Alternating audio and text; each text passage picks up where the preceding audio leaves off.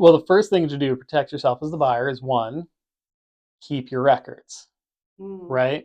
Because if I'm going to ask that other title company, hey, do you have your records? Depending on the amount of time since that closing, the answer may be yes or it may be no.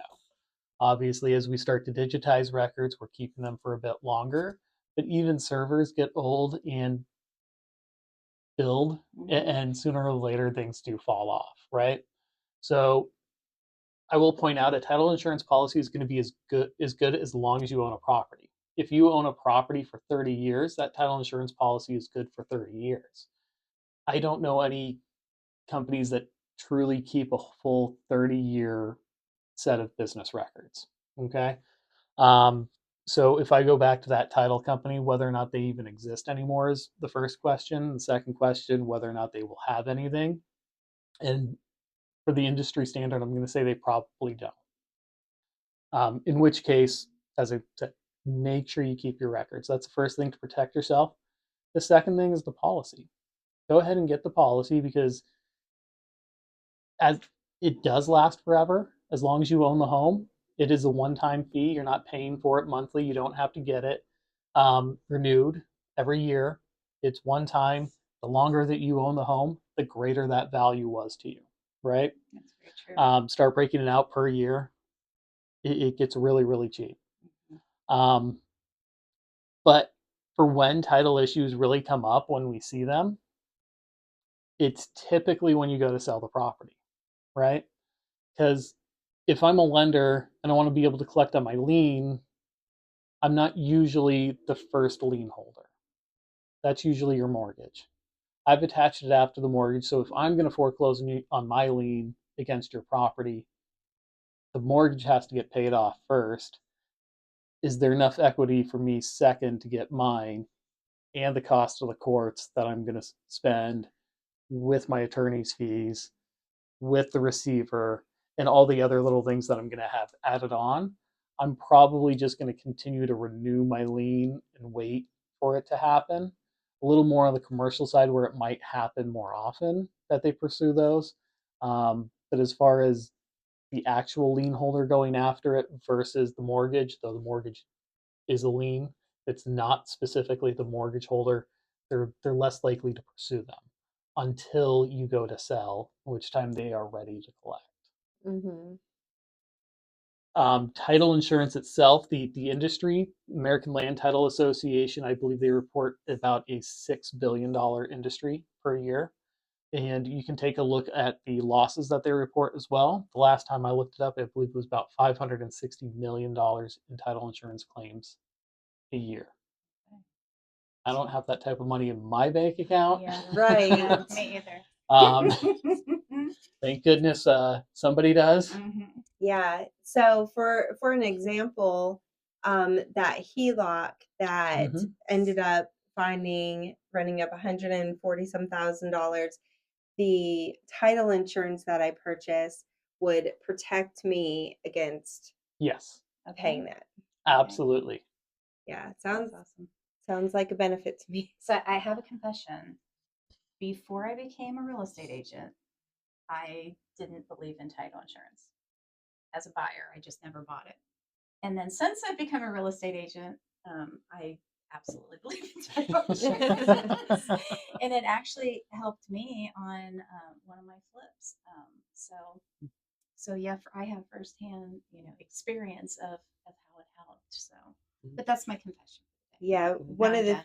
one of the things when we got started in flips several years ago is one thing we always do, especially with flips, which can sometimes have passed through many different transactions or are at the purchase point that maybe something's going on in the background. One thing we always do is title insurance because you never know what can come up. And the home is sometimes the biggest investment somebody will make in their life.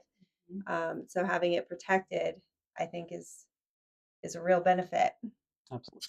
Since you guys have been doing flips, let me ask you, how often do you buy a house or have you seen a house that you've gotten on a flip with a quit claim deed? So I've got a really good story about that. So See those reactions? I haven't had any yet on any of my flips, but Yes. tell your story. So I was helping a buyer who's looking for a home to flip.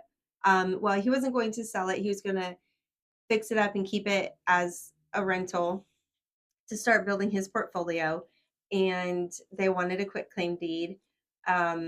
We let him know ahead of time, look, we are going to do a title search on it.